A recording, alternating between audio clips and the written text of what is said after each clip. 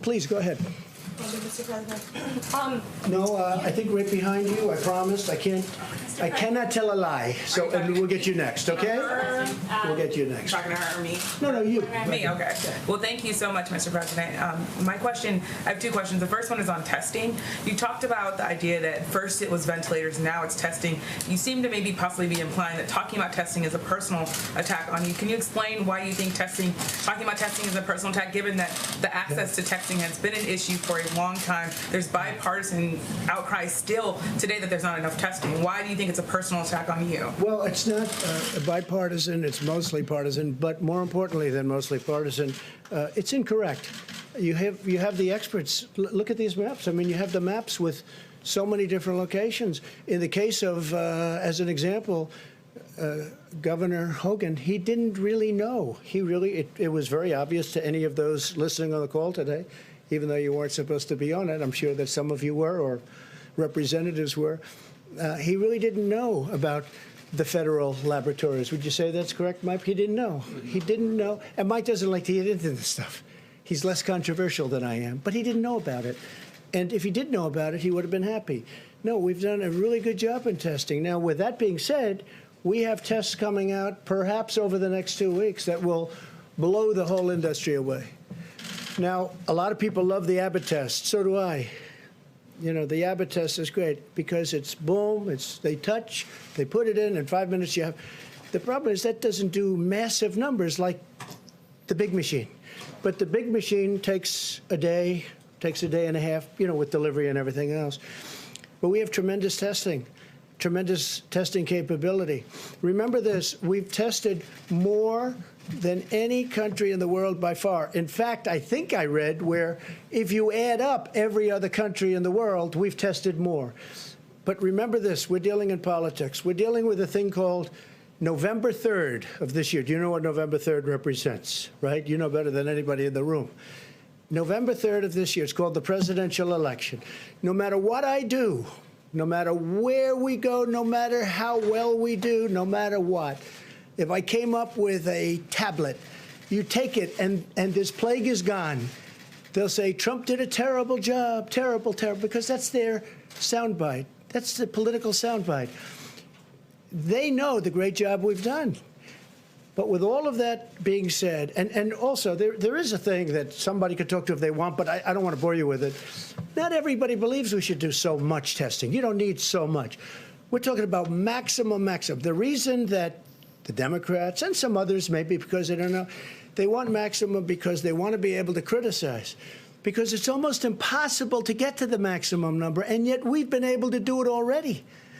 But with that, and you'll be seeing this over the next, I think, over the next couple of weeks or sooner, we have a test. If it comes out, it'll revolutionize the whole world of testing. It'll be something really special. So I don't view it as personal at all. What I do say is it's something that's not fair to thousands of people that have done such a good job. The second question I have about your language and how you approached the coronavirus at the beginning. I interviewed someone who said that his family got sick. They went to a funeral in mid-March. And they said mainly because the president wasn't taking it seriously. He said, if the president had a mask on, if he was saying we should stay home, then I would have stayed home. Well, Instead, I have family members. He said his family members were sick, and because they were listening to you. And do you feel like, or are you concerned that downplaying the virus maybe got some people sick? And a lot of people love Trump, right? A lot of people love me. You see him all the time, right? I guess I'm here for a reason, you know? To the best of my knowledge, I won. And I think we're going to win again. I think we're going to win in a landslide. But just so you understand, you're talking about March, right? Yeah. And yet, excuse me, I know, I understand. And yet in January, a certain date, you know the date better than I do, we put on a ban of China where China can't come in. And before March, we put on a ban on Europe where Europe can't come in. So how could you say I wasn't taking it seriously? Do you know, I put on a ban on China before anybody in this country died. I put on a ban. And so you tell me Nancy Pelosi was she wanted to have a street party in Chinatown in San Francisco at the end of February. That's a month later. And then they tell me it's only a political talking point, but you feed into it because you're too good a reporter to let that happen. Really, you are a good reporter. You're too good a reporter to let that happen. Remember this. So at the end of January, I put on a ban. People that were in that room will tell you that I think there were 21 people. I was the only one in the whole room that wanted to do it. Fortunately, I was the one that counted for that purpose. We put on a ban because I was reading bad things about China. World Health Organization should have told us. But I was reading it with or without them. They should have known. All they had to do was read it. They didn't have to even be there. But they tried to cover up for China. World Health covered up for China. But no, wait, but you can't say this. Look, I put on a ban. In other words, I stopped China from coming to the United States. I stopped Europe from coming into the United States long before the March date that you're talking about. So people should say I acted very early. That was a very hard thing to do.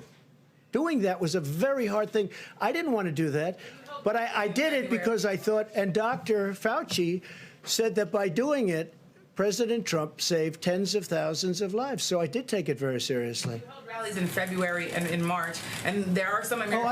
I don't know about rallies. I really don't know about rallies. I know one thing. In February. I haven't left the White House in months, except for a brief moment to give a wonderful ship the comfort. You held a rally in March. I don't know. Did I hold a rally? I'm sorry, I hold a rally. Did I hold a rally? Let me tell you, in January, when I did this, you had virtually no cases and no deaths, and yet I put it on. So how could I not? Why was Nancy Pelosi, right?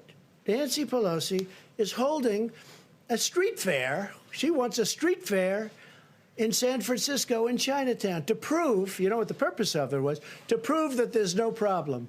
Many other politicians did the same thing and wanted to prove.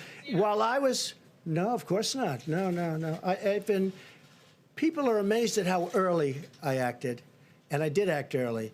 With that being said, it's very hard to say, let's close down the greatest economy in the history of the world. I had to close down, I and everybody else that works with me, and 300 and close to 350 million people built the greatest economy in the history of the world. Best employment numbers, best stock market numbers, best numbers in virtually every category, even good manufacturing numbers. The previous administration said manufacturing was dead for our country. Even great manufacturing numbers. And you know what? I did that, and somebody walked into my office and said, sir, you're going to have to close down the economy. You're going to have to close the country. But you know what I say to you? We're going to rebuild it. And we're going to rebuild it better, and it's going to go faster than people think. I built it once, I'll build it a second time.